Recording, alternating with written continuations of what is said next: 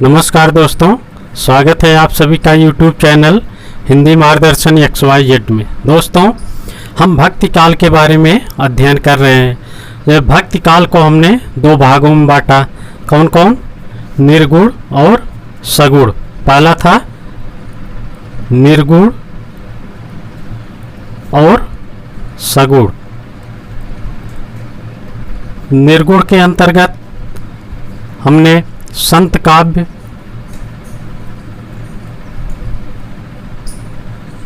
और सूफी काव्य यानी प्रेम काव्य, सूफी काव्य।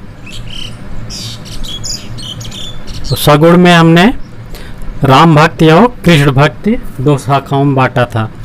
फिर हमने संत काव्य के बारे में इसके पहले अध्ययन कर चुके हैं। ठीक, आज हम सूफी काव्य की विशेषता, इसकी उत्पत्ति, सबसे पहली सूफी काव्य यानी प्रेम काव्य की सबसे पहली पुस्तक कौन सी है, कौन किसके द्वारा रची गई है, इसके बारे में हम विस्तार से पढ़ेंगे और देखेंगे कहाँ से कौन सा प्रश्न बनता है, कौन कवि इसमें महत्वपूर्ण है कि जहाँ से प्रश्न हमेशा पूछा जाता है। ठीक, तो हम आज सूफी काव्य के बारे में अध्ययन करेंगे। तो देखते हैं सूफी काव्य।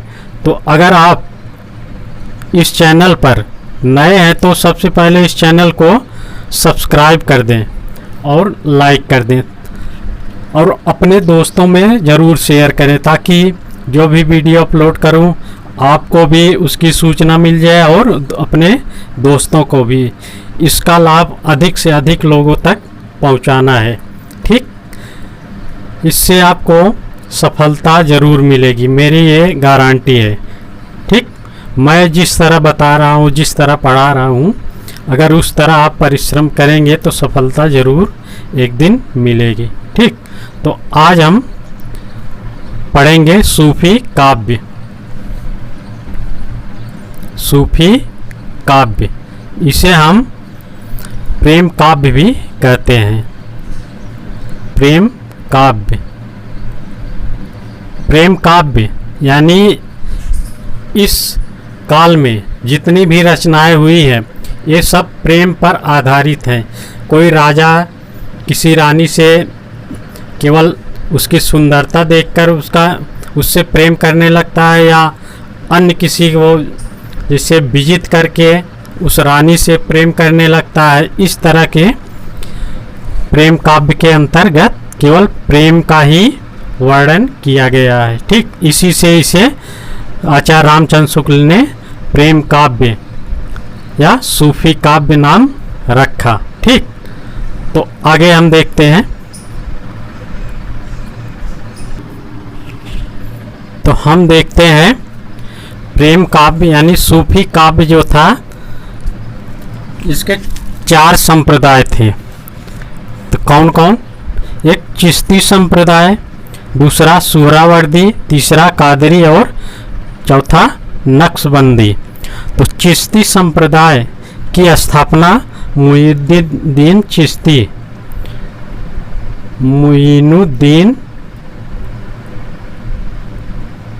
चिश्ती ने इसकी स्थापना की। ठीक, भारत में प्रथम प्रवेश माना जाता है। इसी से भारत में चिश्ती संप्रदाय से ही सूफी काव्य का यानी सूफी या मुस्लिम संप्रदाय का प्रवेश माना जाता है। फिर सुहरावर्दी संप्रदाय, ये बहाउद्दीन जकारिया ने बहाउद्दीन जकारिया इस संप्रदाय की स्थापना की। वो कादरी प्रवर्तक हैं अब्दुल कादिर।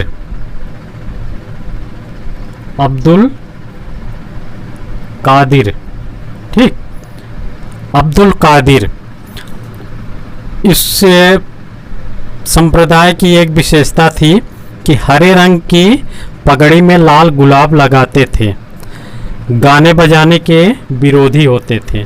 कादरी संप्रदाय के लोग हरे रंग की पगड़ी पहनते थे और उसमें एक लाल गुलाब अपनी पगड़ी में लगाते थे और गाने या बजाने के विरोधी रहते थे। ठीक। नक्शबंदी संप्रदाय, इसकी स्थापना अहमद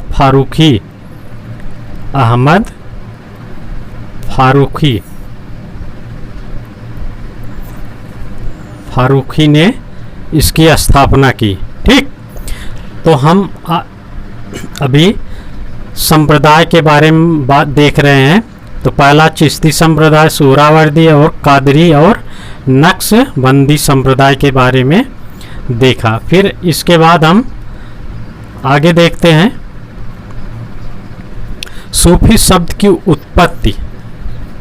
जो सूफी शब्द है उसकी उत्पत्ति कहाँ से हुई और कैसे हुई, किसने कहाँ से माना इसकी उत्पत्ति।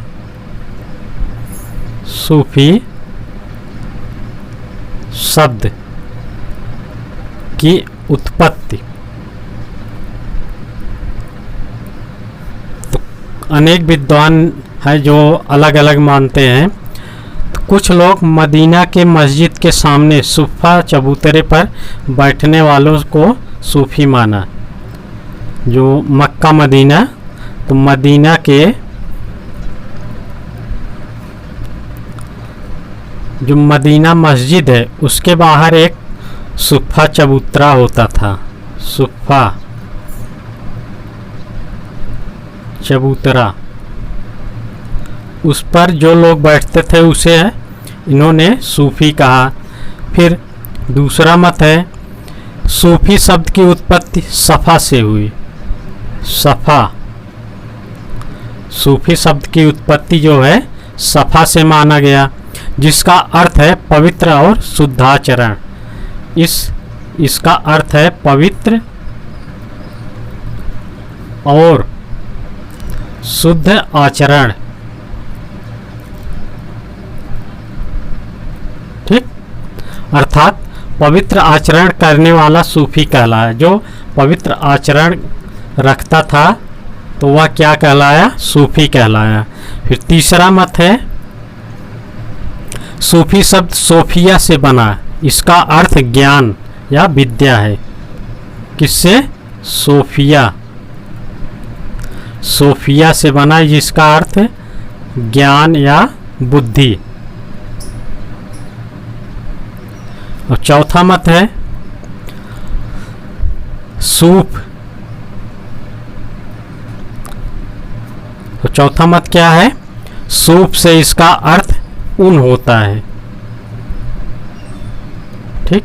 इस तरह अनेक विद्वानों ने अपना अपना मत दिया कि सूफी शब्द की उत्पत्ति कैसे हुई, कहाँ से हुई, किस शब्द से हुई। ठीक। तो इसके बारे में हमने देख लिया किसने क्या माना। अब आगे देखते हैं सूफी मार्ग की 4 अवस्थाएं थी। इसकी अवस्थाएं,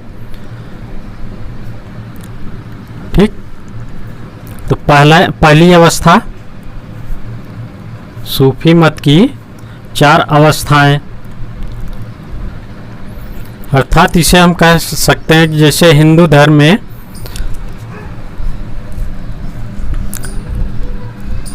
भगवत पुराण के अंतर्गत भक्ति के 9 साधन बताए गए हैं और नारद भक्ति सूत्र में भक्त के 11 प्रकार बताए गए हैं। ठीक।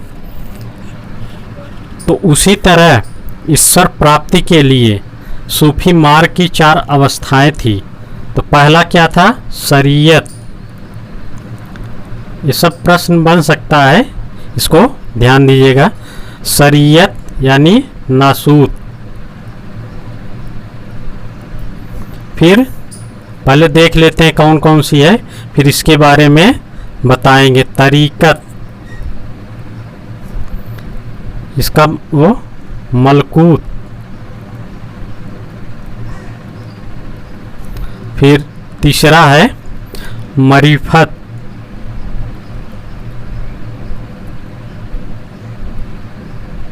मरीफत, जबरूत।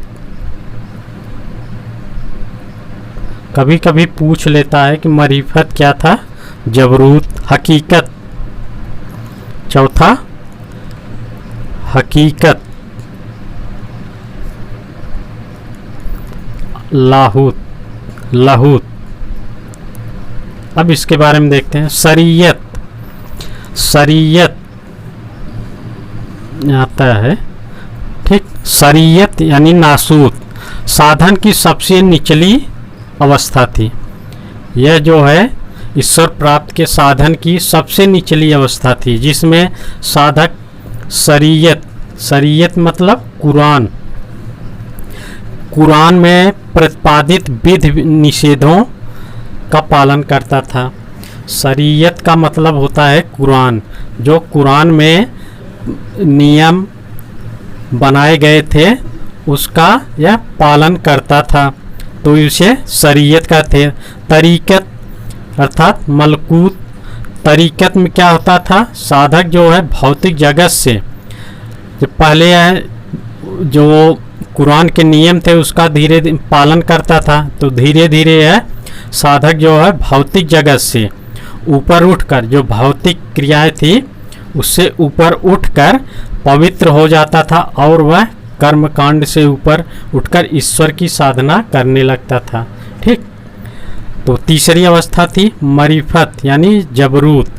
फिर जो साधक होता था जब वह ईश्वर की साधना करने लगता था, उसके बाद आत्मा का परमात्मा से मिलने का सामर्थ्य प्राप्त हो जाता था, अर्थात साधक को आत्मा और परमात्मा से मिलने का सामर्थ्य प्राप्त हो जाता था। फिर चौथी अवस्था क्या थी, हकीकत यानी लाहूत, आत्मा का परमात्मा से मिलन हो जाता था।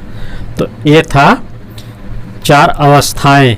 किस अवस्था में क्या होता था इसको हमने विस्तार से बता दिया है, तो ये सब जानते रहिए, यहाँ से प्रश्न बन सकता है। तो इसका एक सूत्र है, सीतम है नमाज, सूत्र है।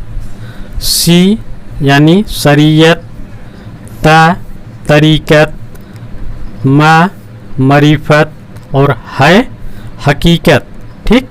फिर नीचे इसी सीधी में शरीयत का नसूत और तरीक़त का मलकूत, ठीक। मरीफत का जबरूत, ठीक। है हकीकत का लाहूत। इसको सूत्र याद रखेंगे तो ये सब याद हो जाएगा, ठीक। फिर आगे चलते हैं। अब सूफी काव्य का वैचारिक आधार क्या था, यानी सूफी काव्य लोग किस विचारधारा के थे। तो पहला देखते हैं ईश्वर। ईश्वर को सूफी लोग किस तरह से मानते थे और क्या मानते थे। ईश्वर एक माना, यानी सूफी काव्य ईश्वर को एक माना है, ठीक। एक ईश्वर है। हिंदू धर्म में कई देवी देवता अनेक ईश्वर को मानते हैं, जैसे शंकर, विष्णु, गणेश, ये सब। तो सूफी काव्य में ईश्वर को एक माना, स्वयं को पुरुष यानी स्वयं पुरुष तथा ईश्वर को नारी के रूप में प्रदर्शित किया। लेकिन कबीर क्या थे, ईश्वर को पुरुष और स्वयं को यानी मनुष्य को नारी के रूप में प्रस्तुत किया। यहाँ उसका उल्टा है, सूफी काव्य में स्वयं को पुरुष और ईश्वर को नारी के रूप में माना। इश्क मजाजी, इश्क मजाजी और इश्क हकीकी।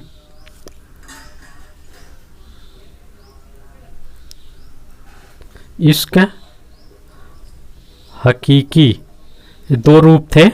इश्क मजाजी जो था लौकिक प्रेम था, लौकिक प्रेम, ये अलौकिक प्रेम।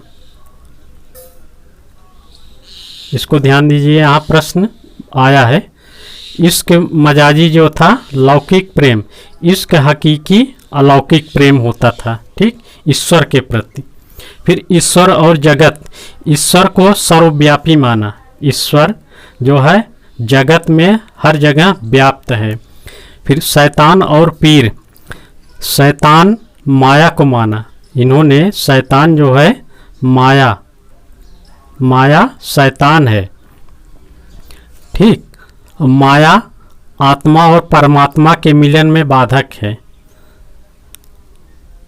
माया जो है आत्मा और परमात्मा के मिलन में बाधक सिद्ध होता है, यही रुकावट डालता है। फिर जीव, जीव क्या था, जीव को ब्रह्म माना, अर्थात जीव और ईश्वर में कोई अंतर नहीं, जीव और ईश्वर में इस संप्रदाय के लोग कोई अंतर नहीं मानते थे, अर्थात जीव ब्रह्म रूप में स्थित था। अन अल हक, यहाँ से प्रश्न बन सकता है, ये महत्वपूर्ण है। मैं ब्रह्म हूँ, मैं ब्रह्म हूँ, इसका अर्थ हो गया, ठीक। सूफी का स्वयं को मानते थे, सूफी जो थे ये स्वयं अल अन हक, मैं ब्रह्म हूँ, स्वयं को ब्रह्म, इसीलिए यहाँ जीव को क्या कहा गया, जीव जो है ब्रह्म रूप में है, ठीक। फिर आत्मा, इसकी दो कोटियाँ थी, नफस, नफस इसे जड़ात्मा और रूह,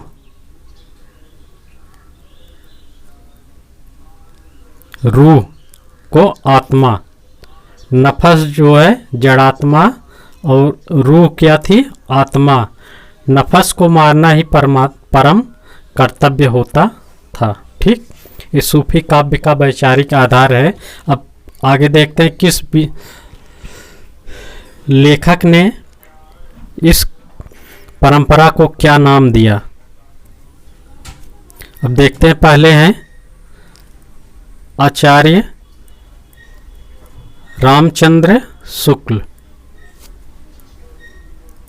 इन्होंने क्या नाम दिया था, प्रेमाश्रयी शाखा, यही प्रचलित नाम है, ठीक, प्रेमाश्रयी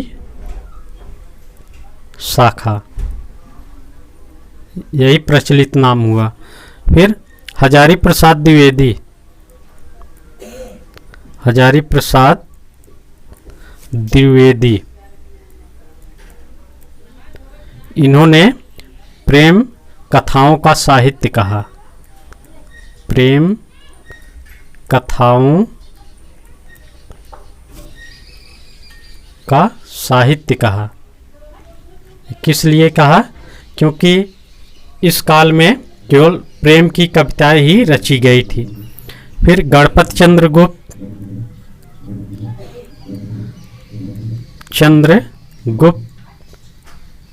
इन्होंने क्या माना, रोमांटिक, रोमांटिक कथा काव्य परंपरा, काव्य परंपरा, ठीक। फिर राम कुमार वर्मा,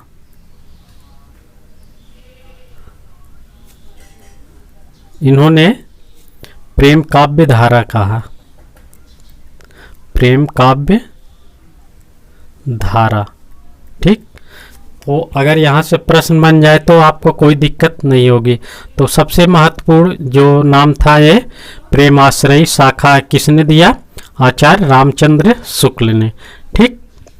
अब आगे इसके बारे में कुछ और देख लेते हैं, जहाँ से प्रश्न आए हुए हैं जो इम्पॉर्टेंट है उसको देख लेते हैं। तो सूफी परंपरा का मुख्य दर्शन, यह टीजीटी में आया था, दर्शन क्या था, तसव्वुफ,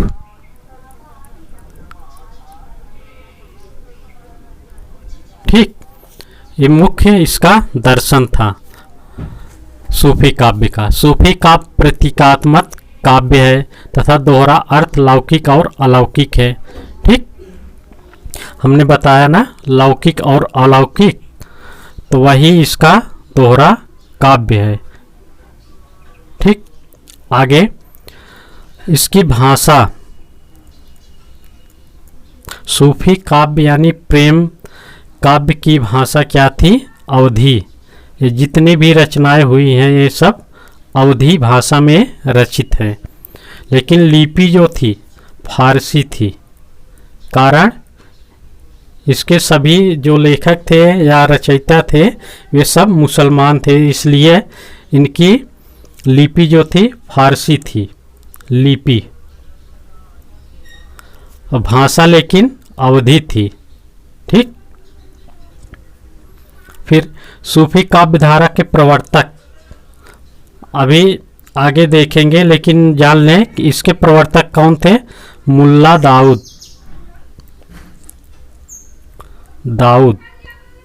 इसके प्रवर्तक। इन्होंने एक रचना लिखी चंदायन, जिसे आचार्य रामचंद्र शुक्ल ने इसे प्रथम माना, इसलिए ये प्रथम कवि सिद्ध हुए। किसके? सूफी काव्य के प्रथम कवि किसने माना?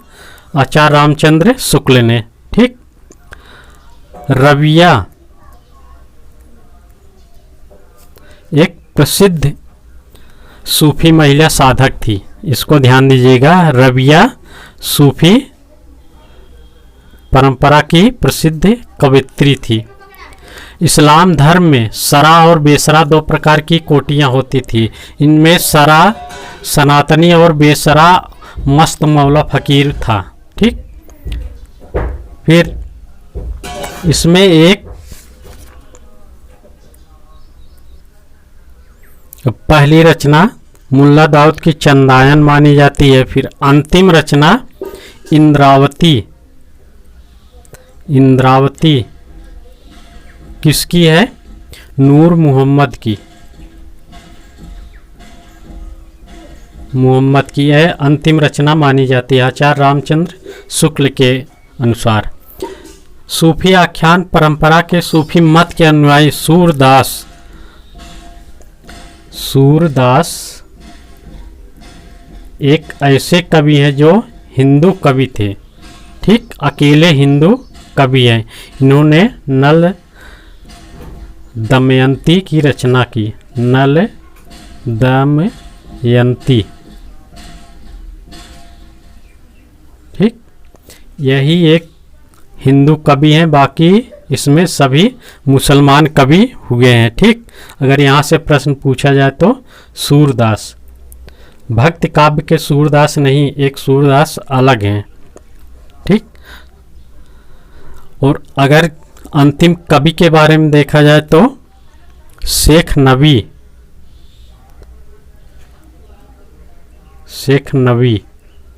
अंतिम कवि थे।